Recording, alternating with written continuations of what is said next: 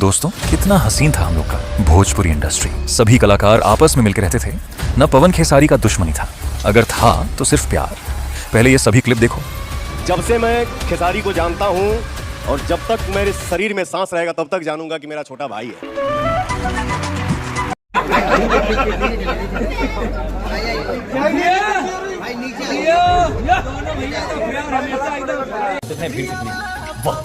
क्या बात है, कैसा अभी दिखता है कमेंट।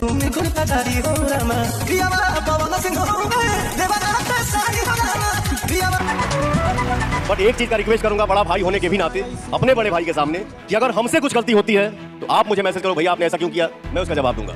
अगर आपसे कुछ होता है तो मैं आपको मैसेज करूं कि भाई आपने ऐसा क्यों किया, आप मुझे जवाब दें। और 100 बात की एक बात, भाइयों में झगड़ा हो जाए, वार्तालाप हो जाए, बहस हो जाए, बट एक चीज का रिक्वेस्ट है कि फैमिली मैटर को समाज में ना बुलाएं। बस बात खत्म।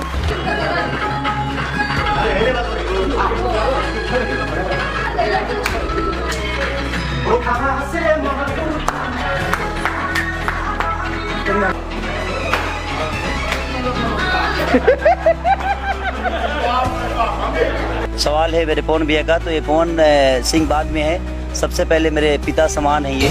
भोजपुरी इंडस्ट्री अब पहले जैसी नहीं रही। एक समय था जब पवन सिंह और खेसारी लाल यादव के बीच बेहतरीन दोस्ती देखने को मिलती थी। दोनों साथ में खूब हंसी मजाक और मस्ती किया करते थे। इसी दोस्ती से जुड़ा एक दिलचस्प किस्सा फिल्म प्रतिज्ञा 2 की शूटिंग के दौरान का है। बताया जाता है कि शूटिंग के समय पवन सिंह और खेसारी लाल ने मिलकर करीब 50,000 रुपए का रजनीगंधा गुटखा खा लिया था। जब इसका बिल प्रोड्यूसर के सामने पहुंचा तो कुछ पल के लिए उनके भी होश उड़ गए। यह किस्सा आज भी भोजपुरी इंडस्ट्री के सबसे चर्चित किस्सों में गिना जाता है। पहले आप ये वीडियो देखिए। तो हमारे पर बिल फाड़स, हमारे मने कम से कम रजनीगंधा हुआ 40,000 के लगा। बाप रे, 25 दिन में 40,000 के रजनीगंधा हम का भइले जे कहले जे तू ही बनाओ खेसारी मिला के तुलसी ना तुलसी आ रजनीगंधा तू ही मिलावा, त हम मिला के हिंग के हेंग दे तरी तो हेंग कोड़ले बड़े कोनो फोटो खींच के डाल दे। भोजपुरी के सुपरस्टार पवन सिंह खेसारी लाल ये कर क्या रहे हैं, अब आप ही बताइए।